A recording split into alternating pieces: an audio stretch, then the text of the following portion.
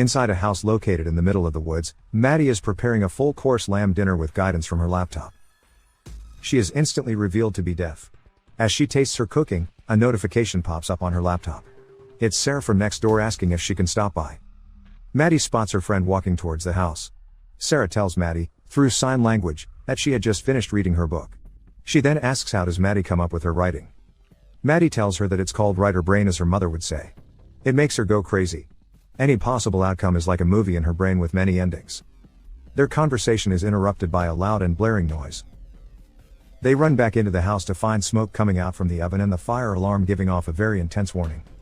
Maddie apologizes for her hell of a fire alarm and tells Sarah that she needs it because she has to feel the vibrations in order to wake up. She gives Sarah her own copy of the book before Sarah bids her goodbye. Later that night, Maddie is sitting alone in her living room, trying to finish up her manuscript. Feeling frustrated, she tries to distract herself by cleaning the mess in the kitchen. Suddenly, her friend Sarah runs up to Maddie's kitchen door, screaming and crying. Desperate for help, she is trying to open the door but it's locked. Maddie is cleaning the kitchen, but she is unable to see her friend. Sarah's piercing screams stop as an arrow lunges and pierces her back. A male intruder in a ski hat and white mask catches up to Sarah and stabs her against Maddie's kitchen door. He continues to stab her until her lifeless body slumps down to the floor. The intruder tries to catch Maddie's attention by knocking on her door, but Maddie doesn't respond. He immediately deduces that she is most probably deaf. As she continues working, the intruder sneaks into the house. With one hand bearing an arrow, he is about to stab her when he is interrupted by Maddie's sister, Alex, video calling her. He grabs Maddie's phone and hides. Alex asks her how Maddie's book is going, but Maddie says she's stuck and needs a distraction. She persuades her to come back to the city and live with her, but Maddie doesn't want to. Their conversation is interrupted when Alex asks if there's someone behind her because she saw something move. Maddie reassures her that it's probably the cat. Maddie picks up her cat's bowl and begins rattling it. She goes around the house shaking the bowl, but her cat is nowhere in sight. She pays no mind to this and leaves the bowl by the open door and goes back to her writing. A notification pops up on her laptop and reveals a message sent by Maddie's own phone. Confused, she opens the message to see a picture sent of herself while she was having the call with her sister. Petrified, Maddie walks to the open door to see the masked intruder holding her phone. She quickly closes and locks the door before he can get in. The intruder, armed with a crossbow, goes to every door of the house trying to get in, but Maddie locks all of them. The power goes out and from the window, she could see him slashing her tires. There's no chance of escape now. Maddie grabs a lipstick from her bag and desperately writes on the glass door. She says that she won't tell anyone she hasn't seen his face, and her boyfriend is coming home soon. She's hoping that the man would accept her bluff. The intruder takes off his mask to reveal his face and neck tattoo. He asks Maddie if she can read his lips, to which she nods. Now that she has seen his face, he has to kill her. Maddie runs back to her kitchen to grab a knife. She goes to her bedroom and secures the door and windows. As she huddles up in one corner, trembling and crying, something starts banging on one of her windows. Terrified, she looks up to see the intruder carrying Sarah's dead body and banging her lifeless arm against the window pane. Maddie drops her knife in shock and backs away, crying at the sight of her dead friend. Maddie realizes that Sarah must still have her own phone with her.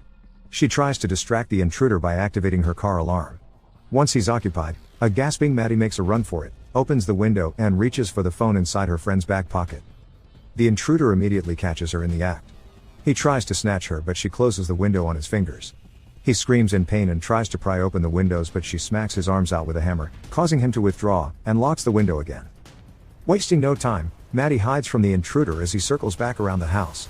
She quietly sneaks out of the kitchen door and hides under the crawl space of the patio. Just as she's about to make a run for it, the intruder launches the crossbow, which stops her in her tracks. Refusing to be a deer in headlights, she runs back to the house and makes it safely inside, barely escaping with her life. Desperate for a way out, Maddie goes upstairs to her loft. She cracks open a window, squeezes herself out, and lands on the roof. With shaking hands, Maddie then tosses a flashlight into the woods behind her house. This catches the intruder's attention and he follows the light. She starts walking across the roof to the front of the house, her legs shaking with fear. As she's climbing down from the roof, the intruder surprises her with an arrow at her leg. He takes another shot and narrowly misses her head. Maddie pulls herself up as she grits her teeth from the pain. The intruder begins to climb up to the roof, but Maddie knocks him over in time to grab his crossbow and toss him back to the ground. With a painful limp, she carries back the crossbow into the house just in time to close the upstairs window. Just as she's trying to load the crossbow, Sarah's boyfriend, John, arrives at the front door looking for his girlfriend. The intruder stops him in his tracks, pretending to be a police officer. He asks John for identification and tells him that he responded to a 911 call made by a resident. He then tells John that an intruder knocked him over and took his gun and radio, and now he needs to borrow John's phone to call for backup. John grows suspicious and asks him how can Maddie have made the call when she's deaf and mute. John tells the intruder that there's probably a spare key hidden under one of the plants by the patio. As the intruder goes to look for the key, John sneaks up behind him with a rock in hand, ready to strike. Maddie notices John from the kitchen door and begins banging on the glass. This distracts John and leaves an opening for the intruder to stab him on the neck. Gasping for air as the blood squirts out of his neck, John doesn't give up without a fight. They stumble into the ground and John traps the intruder in a chokehold. As Maddie watches to see the struggle, she runs over the different outcomes of escape in her current situation. She can't outrun him with an injured leg. If she uses the crossbow, it has to be a perfect shot. If she tries to get the power back on, he's going to catch her before she makes it back.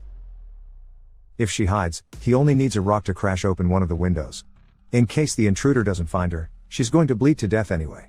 She can't go back to the crawl space again. Her heart cries out in pain and she knows she's not going to last long and she's running out of time. The intruder breaks free from John's chokehold and pushes him aside. John bleeds out and dies, unable to help Maddie.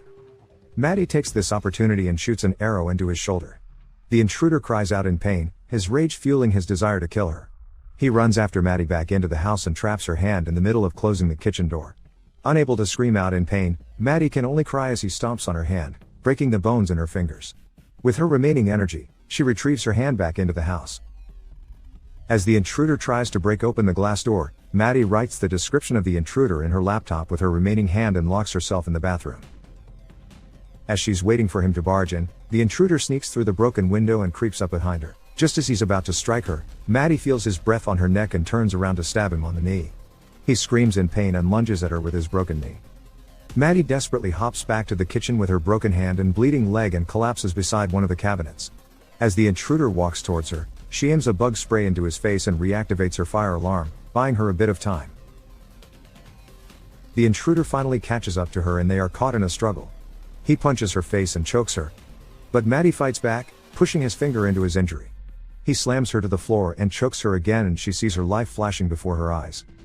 As her heartbeat slows down, she reaches for the wine opener with the last inch of her life, and with a mighty swing, she stabs him one last time on the neck. He releases his grasps from her neck as he chokes on his own blood and collapses on the floor next to her.